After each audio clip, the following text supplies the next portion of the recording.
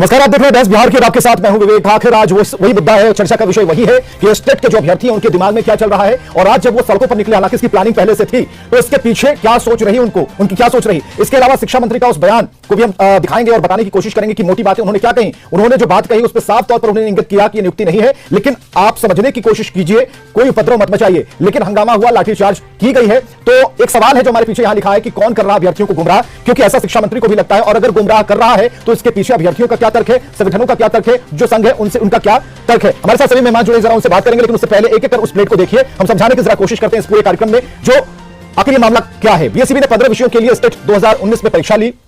12 विषयों का रिजल्ट 12 मार्च 2021 को जारी कर दिया गया। उर्दू, संस्कृत और विज्ञान का रिजल्ट यानी 3 सब्जेक्ट का जो रिजल्ट था, 3 विषयों का रिजल्ट 21 जून को प्रकाशित हुआ। 12 मार्च को जारी रिजल्ट में मेरिट लिस्ट की नहीं कोई जानकारी थी। तब शिक्षा मंत्री ने क्वालिफाई हुए लोगों को नौकरी पक्की होने की उन्होंने बात कही थी।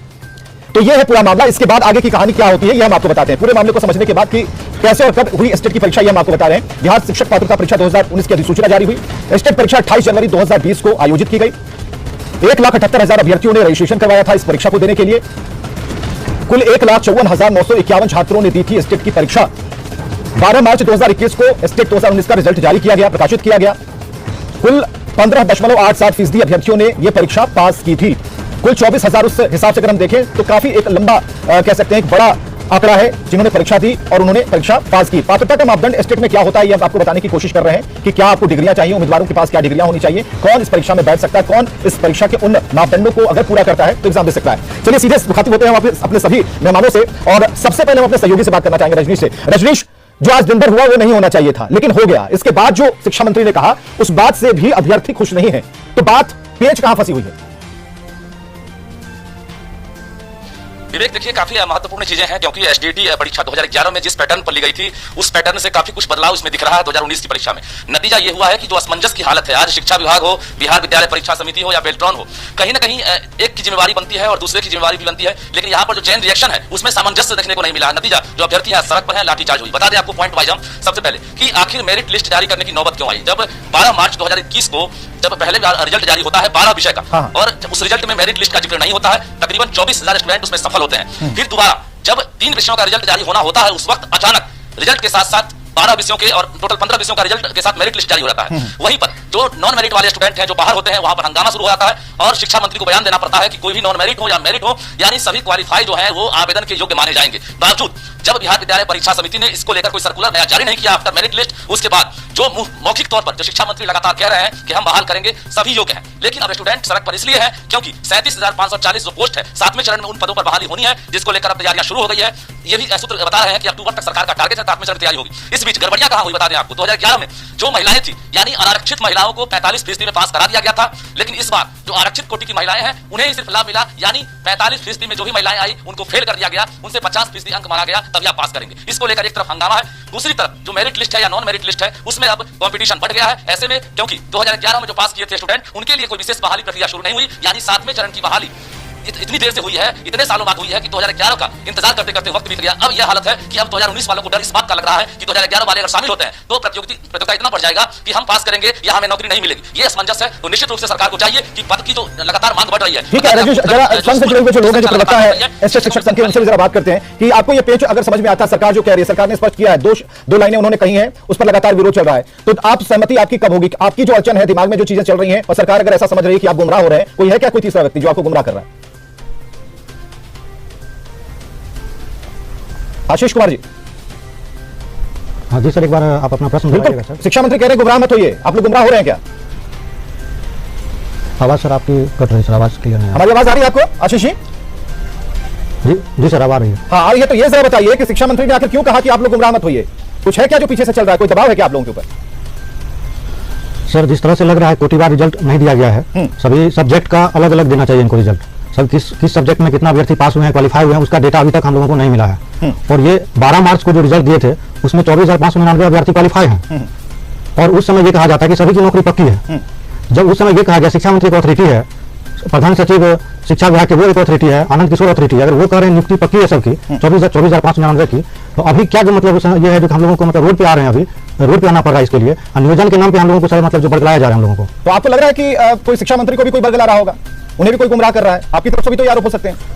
सर ये तो सर मतलब ये शिक्षा मंत्री जांच करवाए, मतलब कौन उनको गुमराह कर रहा है, कौन उनको क्या बता रहा है कि आप लोग गुमराह हो रहे हैं। ये हम लोग तो गुमराह हो चुके हैं सर, मतलब हम लोग को कोई सही सूचनाएं नहीं दी जा रही है, कभी कुछ कही जा रही है, कभी कुछ कही जा रही है। काफी दिनों से इस पर चर्चा चल रही है रवि जी, और इस चर्चा का अभी तक जो एक सार्थक मतलब है वो निकलकर सामने नहीं आया। ऐसा लग रहा है सरकार को कि कहीं ना कहीं किससे ये भ्रमित होकर, उत्तेजित होकर सड़कों पर आ रहे हैं, बवाल कर रहे हैं, घेराव कर रहे हैं। इसके पीछे जब हमने कह दिया कि भाई इसे आप नियोजन नियुक्ति के दायरे में मत फंसिए, आपको स्पष्ट हमने वो फॉर्मुलेट कर दिया है, लेकिन अभ्यर्थी मानने को तैयार नहीं है, तो सरकार को ऐसा लगता है कि आप कहीं ना कहीं से पॉलिश हो रहे हैं। आपको ऐसा लग रहा है क्या? देखिए विवेक जी, ये STET क्या है? STET जो है सो माध्यमिक शिक्षक पात्रता परीक्षा है। जी जी। तो पात्रता परीक्षा है ये, और इसके बाद जो छात्र या जो भी अभ्यर्थी हैं वो अगर कुछ बोल रहे हैं, कर रहे हैं, तो वो उसको समझना चाहिए। कहीं ना कहीं उनके पास भी कहीं कम्युनिकेशन गैप निश्चित तौर पर है सरकार और इनके बीच में, तो यह इसको फिलअप करना चाहिए। और ये थोड़ा सा इसमें जो हम लोग देख रहे हैं कि 2018 का जो नियुक्ति जो पात्रता परीक्षा पास की, उनका भी देखिए अभी तक नहीं कुछ हो पाया। हाँ। तो वो फिर 2018 अभी और फिर 2021 में अभी देखिए 2000 हाँ इसीलिए बता रहे हैं 2018 है, फिर 2021 हो गया। तो 2021 में भी अभी तक वहां की स्थिति बनी हुई है कि सच्चाई क्या है। जबकि शिक्षा मंत्री ने आज स्पष्ट रूप से आज कहा है कि ऐसा कोई नहीं है, पात्रता परीक्षा जो भी पास कर गए हैं उनको सबको लेंगे, हम सबको करेंगे, और उसके बाद फिर वो एलिजिबल है वो। और उसमें देखिए 2 बात भी है, पहले 7 वर्ष के लिए था, अब लाइफ टाइम उसमें कर दिया गया। ऐसा कुछ नहीं, जब होगा उसमें कर सकते हैं, आज का बयान है वो, इसलिए कहीं पर उसमें तोड़ मरोड़ने की बात नहीं है। तो स्पष्ट रूप से और कहीं ना कहीं जो भी छात्र हैं, जो भी अभ्यर्थी हैं, उनको भी समझना चाहिए और बात करनी चाहिए। कहीं ना कहीं ये गड़बड़ी ये हुई है कि 2 बार जो रिजल्ट जो मैंने पत्रता का जो आ गया, इसमें थोड़ा सा कंफ्यूजन की स्थिति है और इसमें लोग समझ नहीं पा रहे हैं, और इसी को लेकर के आशीष कुमार आप समझ नहीं पा रहे हैं, ये कह रहे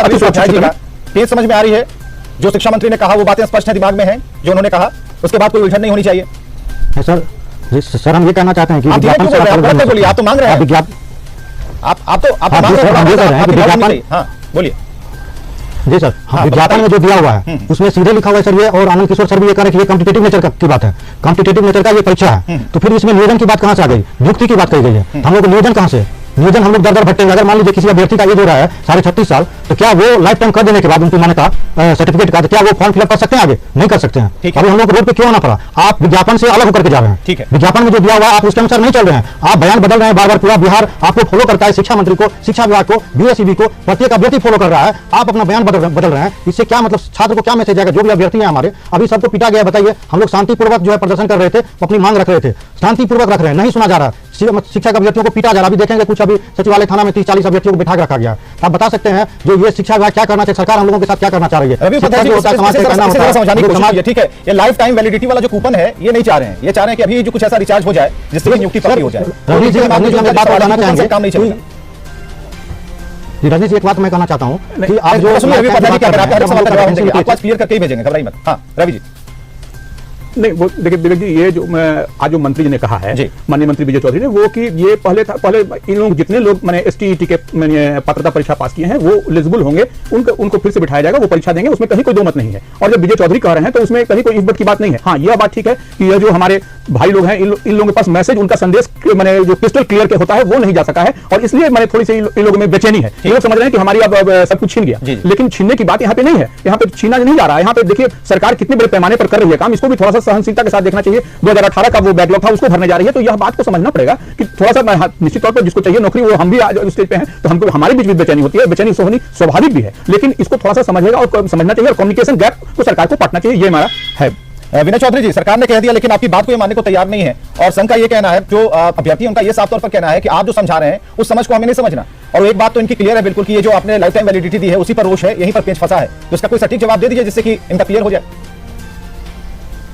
विवेक जी, सबसे पहले मैं ये आपके स्क्रीन पर प्रवक्ता JDU आ रहा, मैं विधायक JDU हूं, प्रवक्ता JDU नहीं। ठीक है, ठीक है, उसको हम सुधारवा लेंगे, कोई दिक्कत नहीं है। इससे बड़ा मामला भी चल रहा है, इसको तो सुधारा जा सकता है, उसे कैसे सुधारेंगे ये चिंता का विषय। जी। हाँ ठीक है, मैंने इसलिए कह दिया हूं कि ये मैंने पार्टी का ऑफिशियल नहीं माना जाएगा, नहीं ठीक है, उनका अपना अलग है।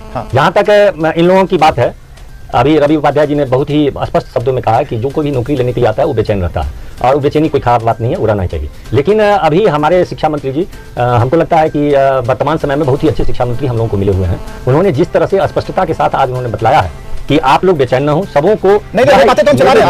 आशीष कुमार जी आपके बगल में ही विनय चौधरी बैठे हैं, सीधा सवाल जवाब कर लीजिए, मैं कुछ नहीं बोलूंगा। जी उसके बाद हम कांग्रेस प्रवक्ता राजेश राठौर जी के पास आएंगे, हम उनको ज्यादा देर बैठने नहीं देंगे, लेकिन जरा आशीष कुमार जी पूछिए, मन में दिल में जो सवाल है जरा पूछिए, ये क्लैरिफाई होना जरूरी है। कब तक हम प्रोग्राम चलाते रहेंगे स्टेट वाले विद्यार्थियों का? जरूरी है कि जो कंफ्यूजन से दूर हो, पूछ लीजिए वहीं पर। विनय चौधरी जी को और आशीष कुमार जी को जरा स्क्रीन पर लाइए। मैं माननीय विधायक जी से ये पूछना चाहता हूं कि आपने नियुक्ति की बात की थी, नियोजन की बात तो की नहीं थी। जब मामला फंसा मेरिट लिस्ट और नॉट मेरिट लिस्ट, ये मामला जब फंसा है तब आप कह रहे हैं कि हम नियोजन करेंगे, तब आप बोल रहे हैं। आप तो नियुक्ति की बात की थी, बीच में अभी कर रहे हैं नियोजन की मांग कर रहे हैं, नियोजन की बात आप रख रहे हैं, तो नियोजन क्यों? जब आप बोले तो नियुक्ति होगी और नौकरी पक्की है, फिर बयान कहां से बदला जा रहा है? नहीं, असल में आशीष जी खुद हमको लगता है कि कंफ्यूज हैं। ये लोग आज तो हंगामा कर रहे हैं क्वालिफाइड और मेरिट लिस्ट, पहले क्वालिफाइड और मेरिट लिस्ट की बात पर तो वो लोग आ जाए, नहीं आ जाते हैं। अभी तो पूछा गया, विधायक जी से पूछना चाहता हूँ, आपने आप नियुक्ति की बात किए थे कि नहीं, बस हम ये पूछना चाहते हैं, आप नियुक्ति की बात की हमारे शिक्षा नौकरी पक्की है कि नहीं?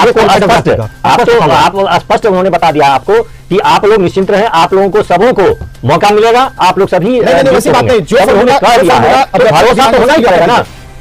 जो सवाल अभी उन्होंने किया उससे क्लियर वो तो भरोसा करना पड़ेगा जो किया, जो कहा। आप ये बताइए विवेक जी, मैं तो सिर्फ विधायक हूँ, आपके जो अथॉरिटी है इन्होंने अभी बताया था कि शिक्षा मंत्री अथॉरिटी है। जब शिक्षा मंत्री अथॉरिटी होकर के जब वो बता दिए उनको, तो इनको भरोसा रखना चाहिए कि वो जब उन्होंने बता दिया है कि आप, और अभी ही इन्होंने बताया कि मैं समाज का एक अंग हूंगा और समाज हमको समझेगी, देखेगी और समाज हमारे हिसाब से चलेगी। आप प्रतिबंधित क्षेत्र में आप जब जा रहे हैं लाठी कैसे लगाइए?